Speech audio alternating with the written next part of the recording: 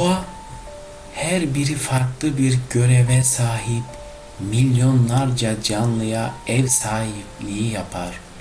Kimi gökyüzünde uçar, kimi toprağın altında yaşar, kimi ise ağaçların arasında sessizce dolaşır. İlk bakışta küçük ve önemsiz görünen bu canlılar aslında yaşamın devam etmesini sağlayan görünmez kahramanlardır.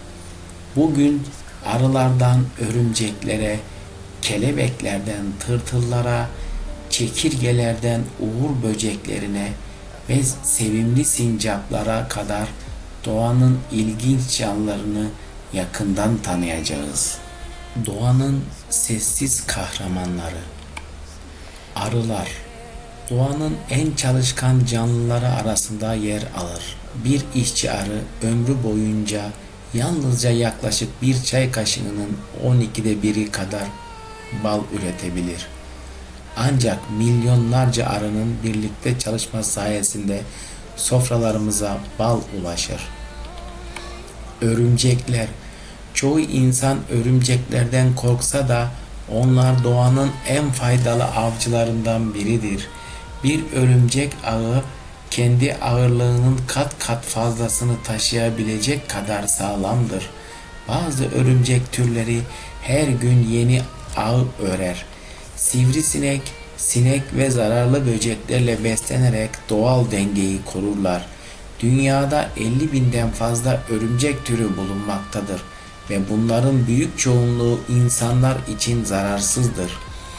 Kelebekler doğanın en zarif canlılarıdır. Hayatlarına küçücük bir yumurta olarak başlarlar. Daha sonra tırtıla dönüşür. Haftalarca yaprak yiyerek büyürler. Koza evresine girdikten sonra inanılmaz bir değişim geçirerek rengarenk kanatlara sahip kelebek olarak dünyaya yeniden gelirler. Bu değişime başkalaşım yani metamorfoz denir ve doğanın en büyük mucizelerinden biridir. Sincaplar, ağaçların neşeli akrobatları olan sincaplar, hızlı hareketleri, uzun kuyrukları dikkat çeker.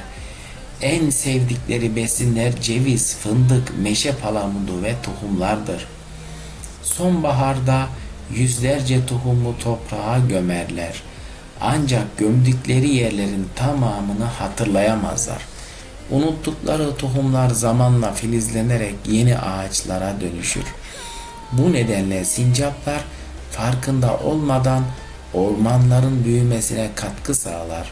Uzun kuyrukları dengelerini korumaya yardımcı olurken aynı zamanda soğuk havalarda battaniye görevi görür. Bir sincap tek sıçrayışta kendi boyunun birkaç katı kadar uzağa atlayabilir. Sevimli görünümlerinin arkasında oldukça zeki ve hızlı canlılar bulunur. Tırtıllar tek amacı büyümektir. Neredeyse günün tamamını yaprak yiyerek geçirirler.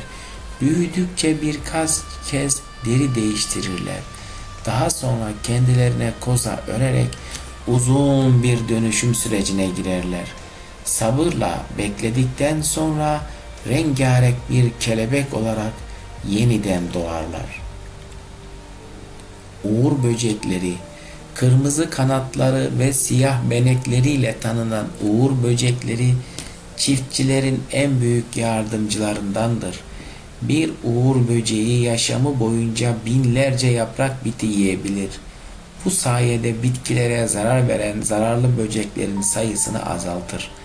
Birçok ülkede uğur böcekleri şansın simgesi olarak kabul edilir. Çekirgeler güçlü arka bacakları sayesinde kendi boylarının onlarca katı uzağa sıçrayabilir. Bitkilerle beslenirler.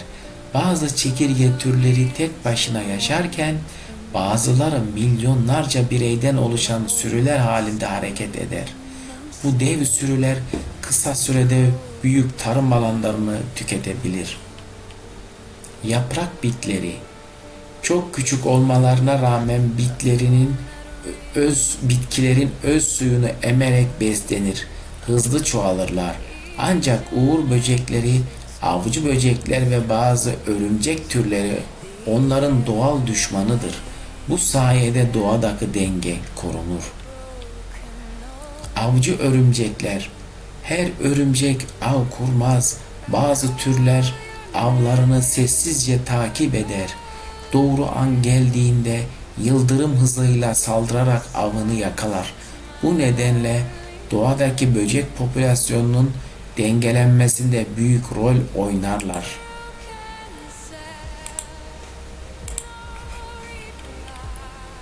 Sonuç, doğadaki her canlı ister minicik bir yaprak biti olsun, ister çevik bir sincap, yaşam zincirinin önemli bir halkasını oluşturur.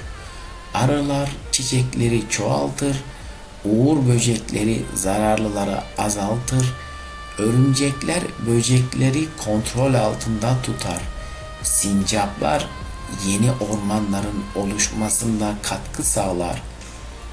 Belki de doğanın en büyük sırrı budur. En küçük canlılar bile dünyanın geleceği için düşündüğümüzden çok daha büyük bir görev üstlenmektedir. Doğayı korumak, bu sessiz kahramanları korumak demektir.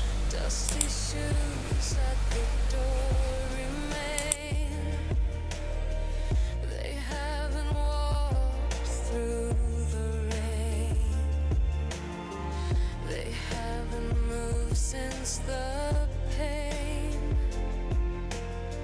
the clock ticks loud, it fights the still.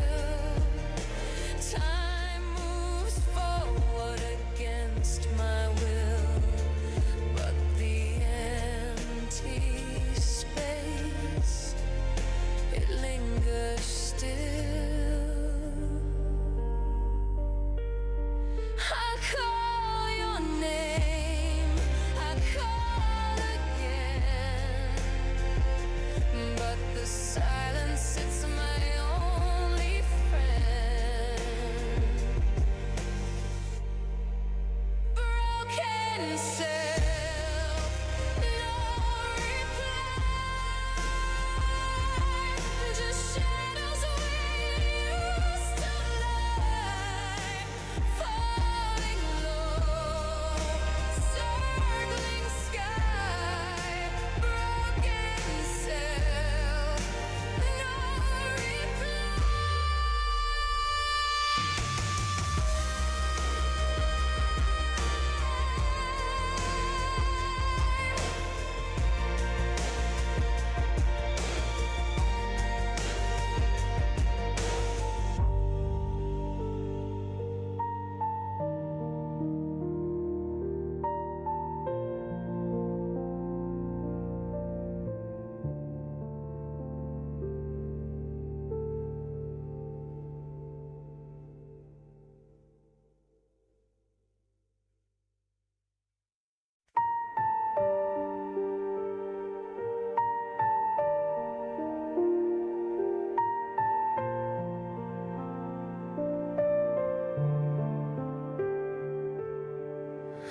Empty boat sit in a quiet line, echoes of meals that once were mine.